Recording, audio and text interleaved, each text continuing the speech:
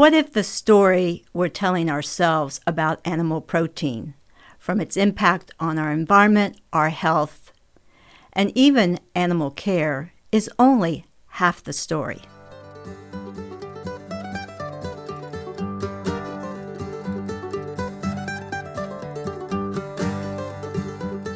Welcome back to Rooted and Restless. I'm your host, Marianne Smith Edge. Today, we're going to dig deeper into the headlines around protein, especially this week around animal protein, the impact on the environment, our health, and also cost has been a big issue. My guest today is a true expert in this area. Eric Mittenthal is the Chief Strategy Officer for the Meat Institute located in Washington, D.C. And he also has another title that may not be as well known. He's the top dog. I mean, literally the top dog, because he serves as president of the National Hot Dog and Sausage Council, an issue that we will discuss before the end of our show. I had the pleasure of working with Eric for a couple of years when I first went to DC at the International Food Information Council. And since he's been at the Meat Institute, he literally has traveled the globe addressing all the issues that we're going to talk about through collaboration and world meetings. So Eric, thank you so much for being here and your time. I know you're an extremely busy person. Glad I caught you when you're still in your office. And maybe just give us a little taste about you've gone to these COP meetings, and that may not be top of mind for a lot of individuals, but some of the discussions that you had globally around this whole aspect of animal protein. Yeah, sure. Thanks for having me. And meat and animal protein is on a lot of people's minds, and a lot of people have questions. There's so much discussion around the products that we make and whether they are good for people, good for the planet, good for animals. And so we want to be a part of those conversations. There are so many different voices bombarding people with information about food in general, but certainly meat. And so we feel like, as the experts who are involved in the industry every single day and producing the products, we need to be a part of those conversations. We need to be actively working together with partners on solutions for our industry. There are so many different ideas that people have. And so we want to be able to bring forward what's real and what's not, and provide the proof points of what we're doing across feeding people and supporting a healthy planet and healthy animals. Well, Eric, I have appreciated all the hard work, because even though I've kept up with it, but also from afar, but I know with your scientific background and your communication skills, it definitely has shown through some of the strategies that's created. So let's dive in a little bit into some of the hot topics, so to speak. And so first and foremost, the whole area around sustainability. We've had a lot of discussions, again, around sustainable diets, and that's where animal protein, of course, comes into it. And say around 2019, there was a first report around Eat Lancet, and we had a lot of conversations then around that subject. And of course, one of the keys that came out was really don't need to be eating a lot of animal protein. And then there's I could name a lot of books. There just seems like every so often, here comes another one, that really talk about animal protein. And you've addressed that. I think you can't deny, when we look at animal protein versus a plant, so to speak. But at the same time, I'd really like to just give a little insight on how you've addressed that, how we raise animals today, and beef is sometimes at the top of the list, is different than 15, 20 years ago. So I'll start broad. We as an industry looked at ourselves back in 2018, 2019 to think about what we're doing as an organization at the Meat Institute, where we represent 95% of the red meat in the US and the majority of the poultry. And we determined we needed to be more proactive, more transparent, more data-driven as an organization. And we worked towards implementing that over a few years and developed what we call the Protein Pact for the people, animals, and climate of tomorrow.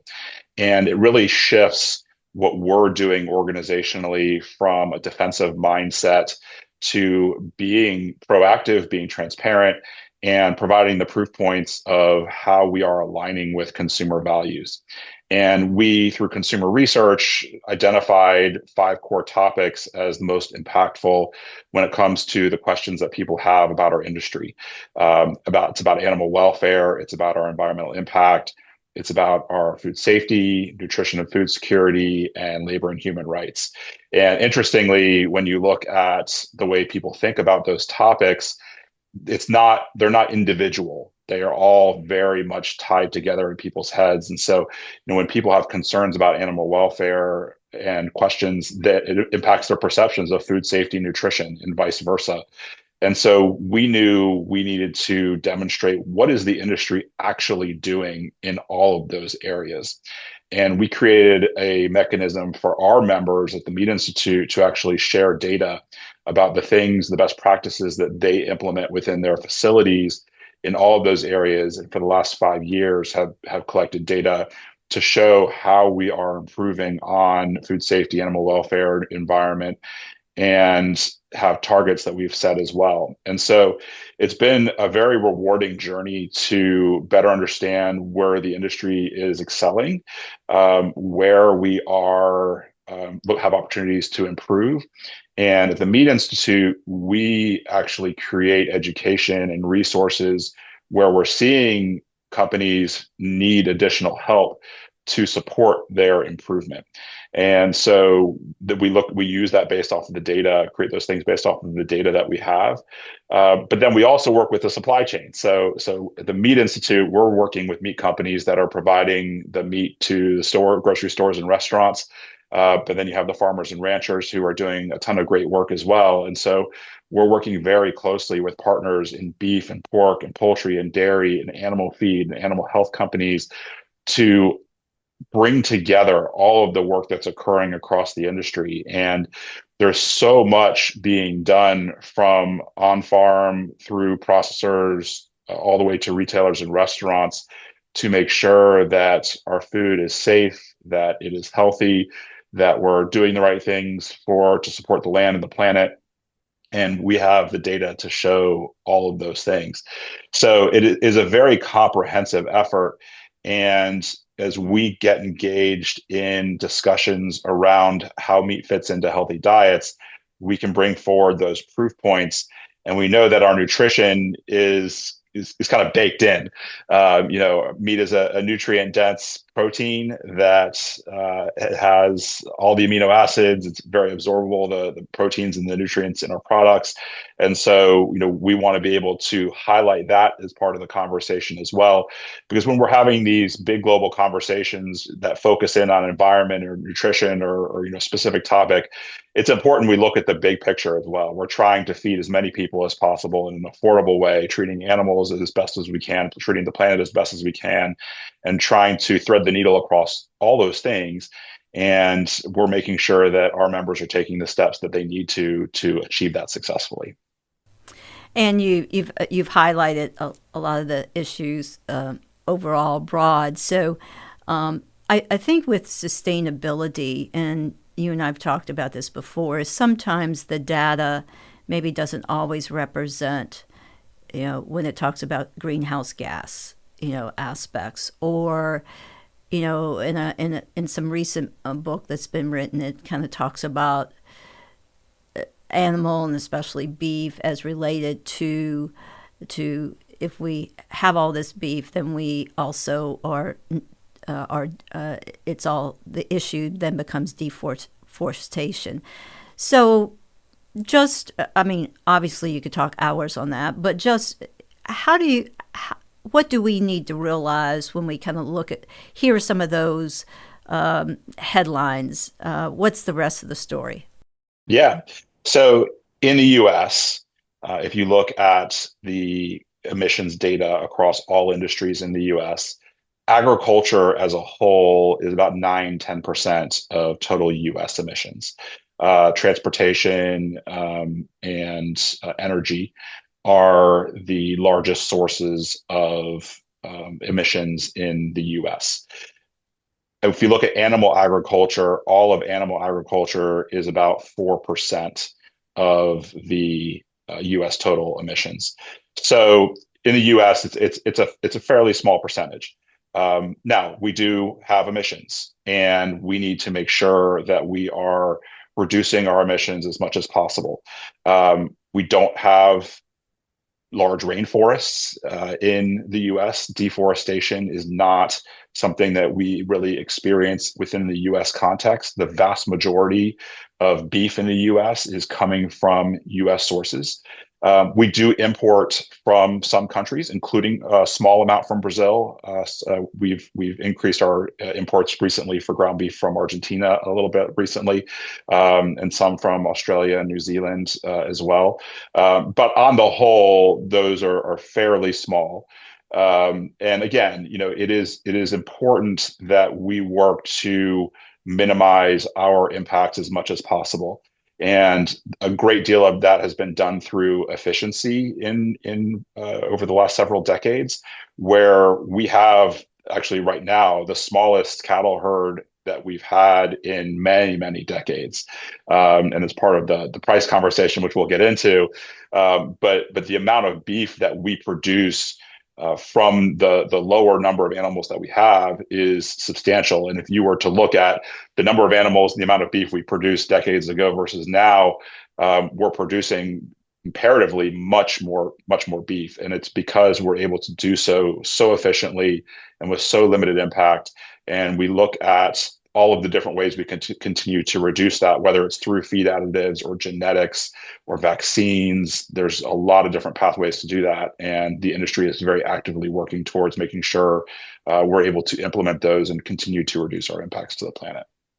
Well, and you mentioned costs, so maybe we just jump into that because I was just in Argentina last month, so I did eat some of the ground beef, so it didn't get exported over here. But lots of beef, as you well know. But really, cost, and you definitely hit on that. You can't just suddenly have a big herd and then not have a big herd, and so to speak. But it's just beef probably has the largest headlines around cost.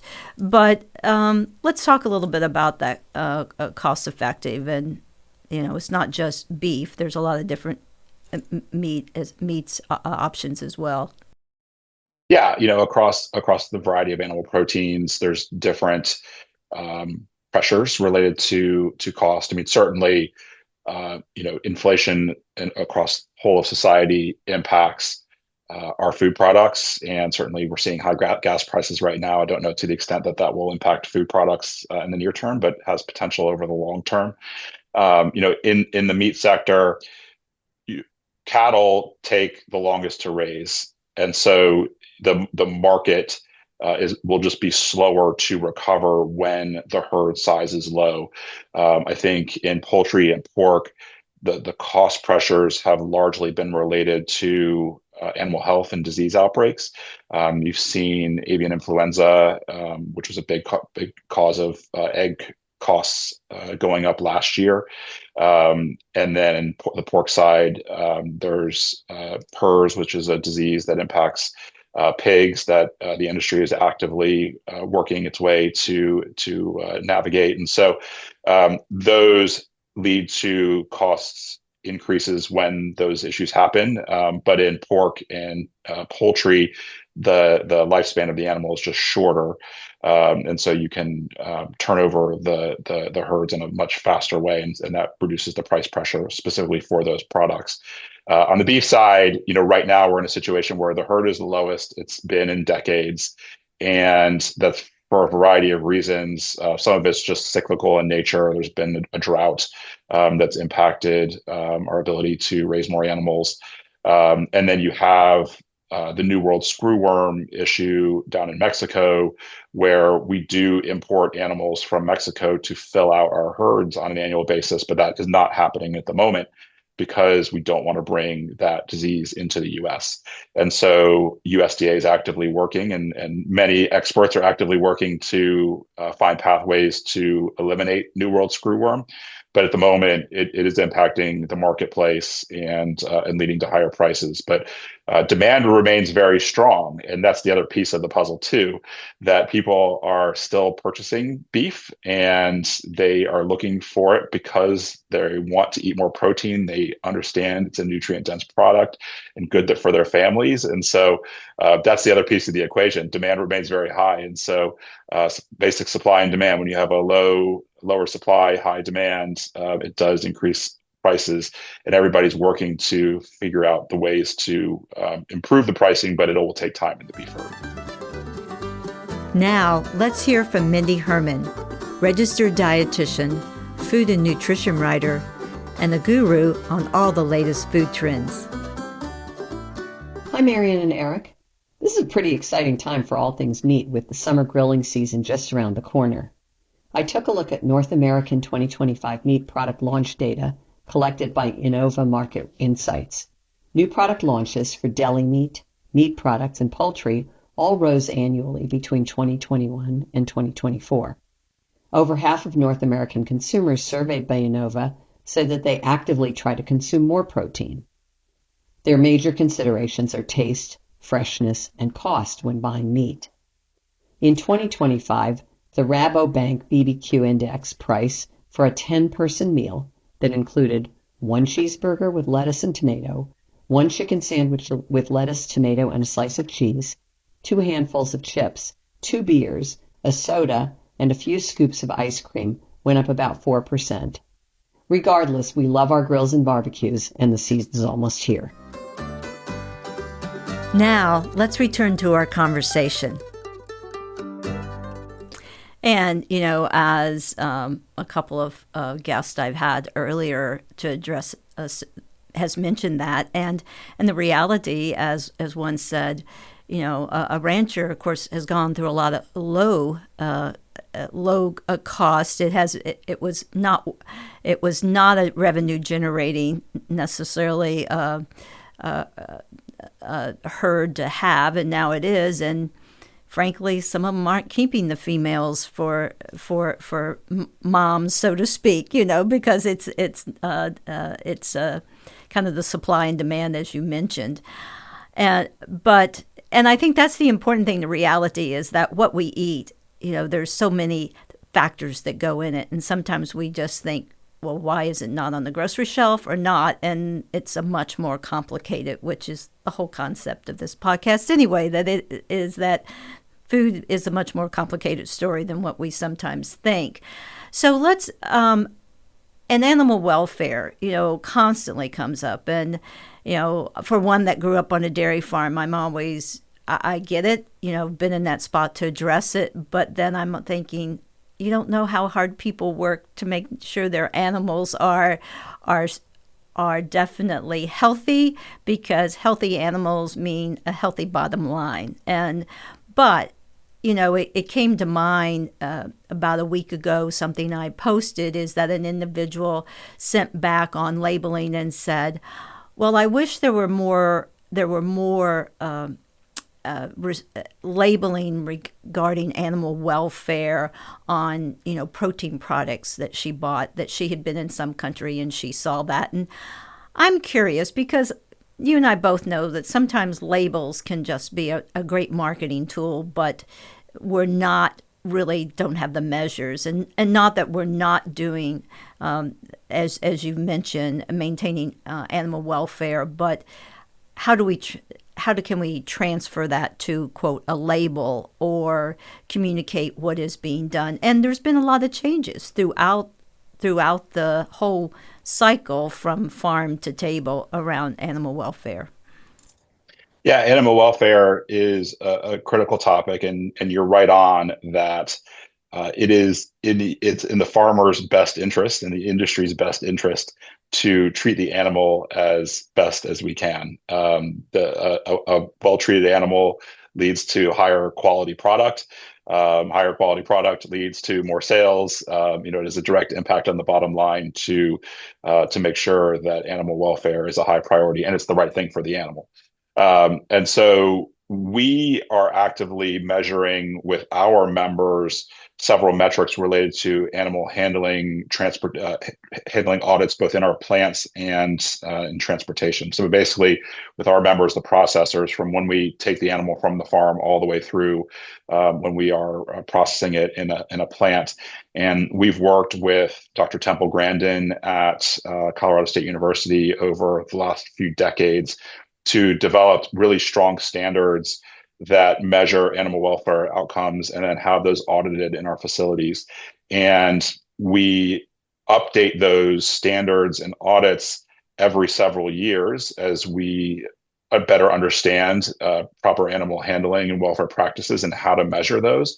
And we just actually released our most recent animal handling and audit guidelines within the last few months. And it's working towards companies not just getting a pass-fail on an audit, but actually getting a score that they can track over time. And so we're going to be asking companies, what are your scores and how can we improve those over time?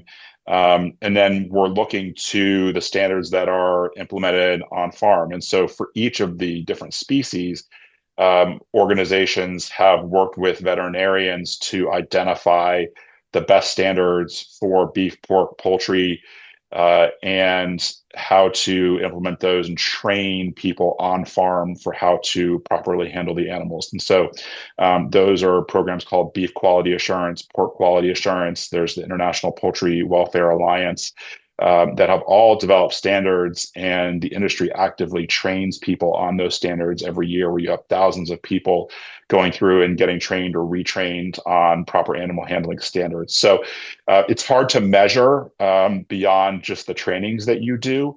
But ultimately, as I mentioned, it comes down to the quality of the product, and it makes a big difference. As far as the labeling is concerned, every single label on a meat package has to be approved by USDA. And so when you see an animal welfare label, you can have confidence that USDA has approved that label and that there is actual meat behind what they're seeing on the store shelves.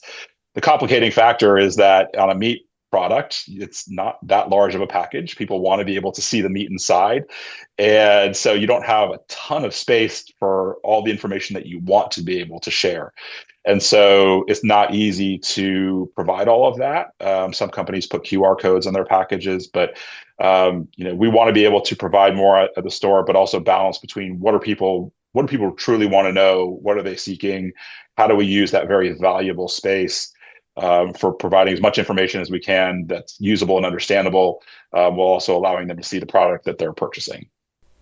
Well, I think based on what you said is that folks should feel, first of all, a lot of work is being done to make sure that it's about the animal and the welfare of it. But at the same time, if there is a label on it, that there is, as you say, some real meat behind it. You mentioned, and just briefly, you mentioned Temple Grandin, and I had heard her once, but I had the opportunity. I was at a meeting at Colorado State, actually, the Spur, the end of last month, and hearing her again. And for those of you listening, that name you've heard but doesn't mean anything, I will just say, and we could talk for hours on it, but she's an amazing woman that really has impacted the animal welfare because she is autistic, and she her initial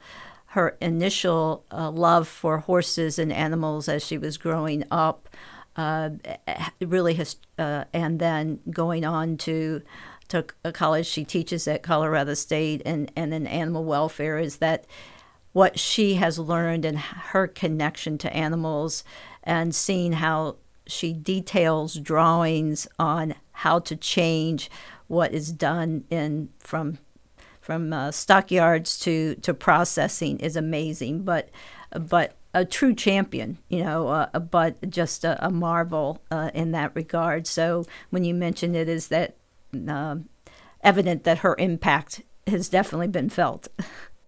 Yeah, she is a true expert, and one of the pieces of her legacy as she gets older is that she's trained veterinarians around the country, at Colorado State, and they've spread out, worked in the industry, and I think there's going to be a long tail of her expertise being shown through all the people that she's trained around the country too. So, it's been amazing for us to work with her, and it was truly groundbreaking when we began that relationship a couple of decades ago.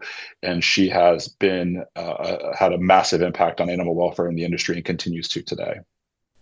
Yeah, and there's a couple of documentaries out, so if anybody wants to follow up to really listen and hear her story, it is amazing in that regard. So, we've talked about animal welfare, we talked about costs, but meat has had its headlines since about January, and as a registered dietitian, we cannot we can't finish a conversation around meat and animal protein without talking about how did meat suddenly become in the very top of an inverted pyramid, which of course we really haven't used for 15 years. But anyway, and it's definitely a nutrient dense product and has this value. But curious to hear your insights.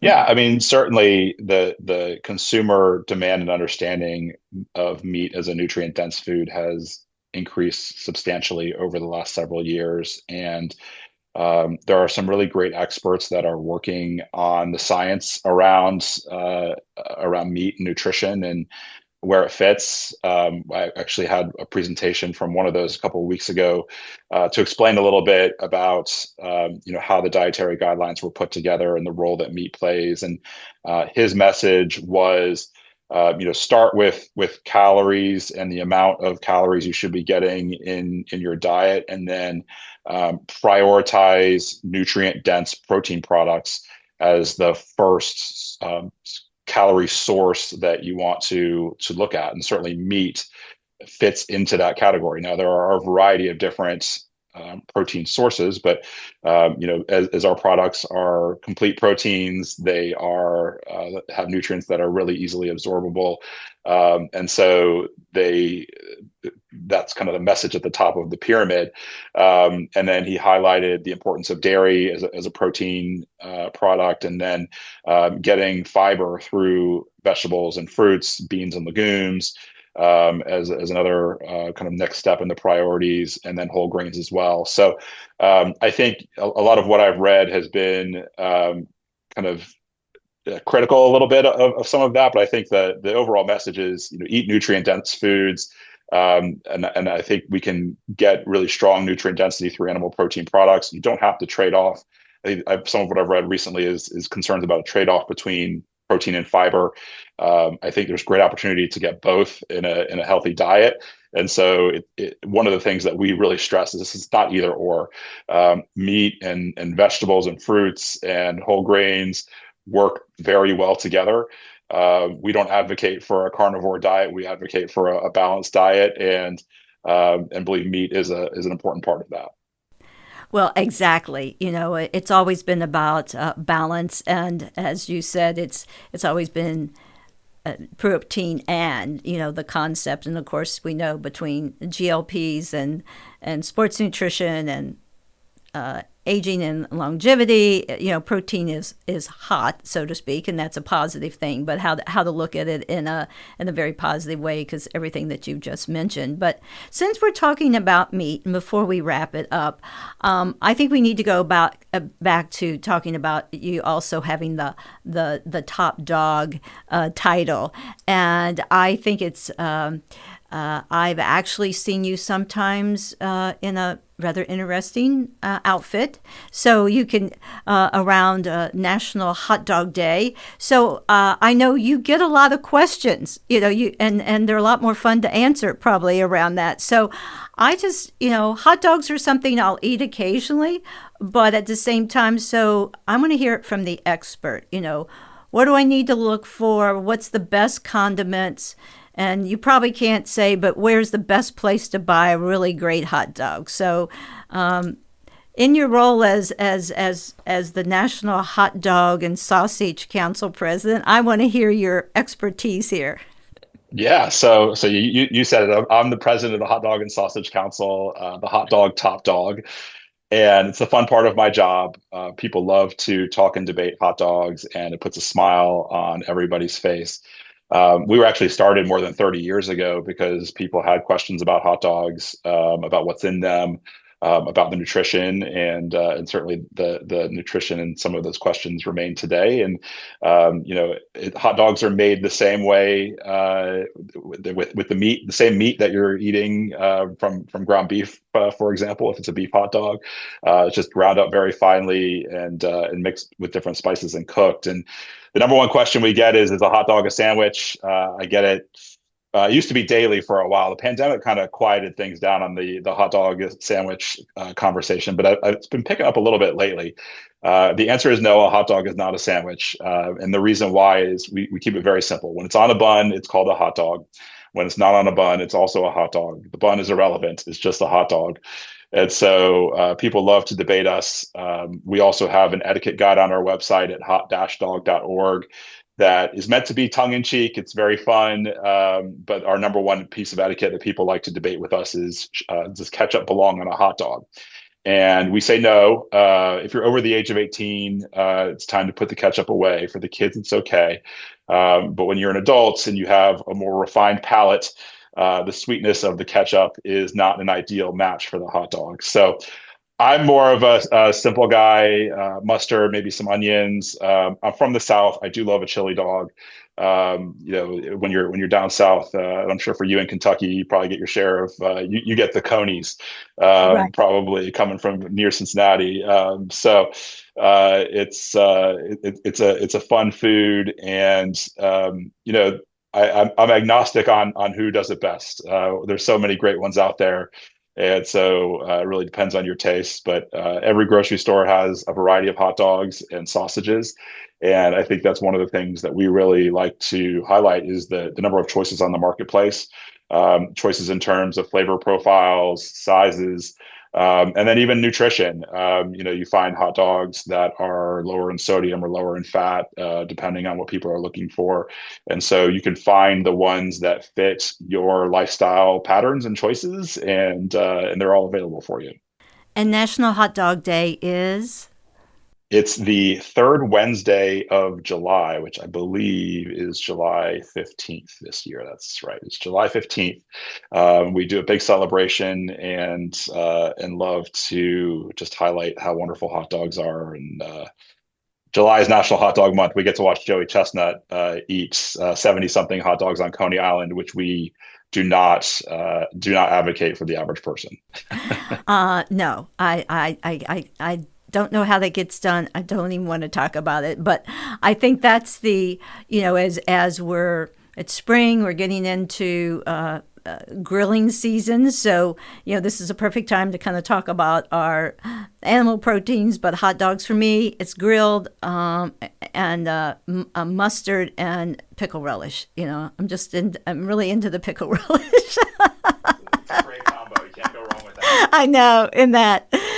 Well, Eric, thank you so much. I mean, I think the reality is there's always more stories behind the headlines. And you really, and the important thing is that, whether it's a beef, pork, chickens, there's always humans behind every one of these animals that are growing, that are raising them. And the reality is they do it with care.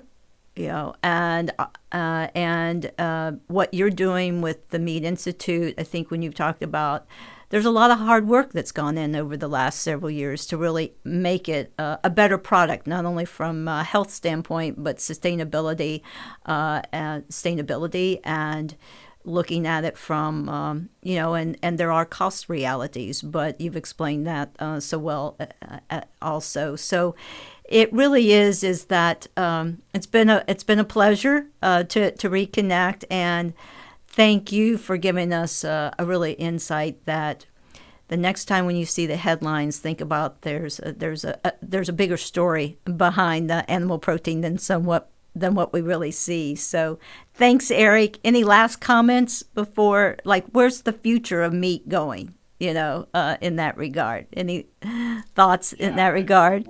We're continuing to just improve the way that we produce it, particularly in our facilities, making sure that we are implementing the most up-to-date food safety technologies, worker safety resources. Those are really critical. And I think we've seen so much progress in those areas in recent years, and just the passion that people have in our industry for producing products safely and really in a way that respects the planet, respects the animal, is so strong. And I wish everybody could see that on a daily basis like I do. But that's my job, is to help be a voice for that. And I would just encourage people to check out theproteinpact.org, which is where we have all of the details of what we're doing within our membership and our partners, and just a great way to engage with us on social channels as well, and learn more about what we do as an industry, and ask questions as people have them. Well, thank you. And I think as we get into grilling season, just remember, every bite you take, there's been a lot of decisions made around that hamburger or hot dog or whatever, to make sure that it's a safe product, a nutritious product, and raised sustainably as well. So thanks, Eric, for all your time. And here's to a great grilling season.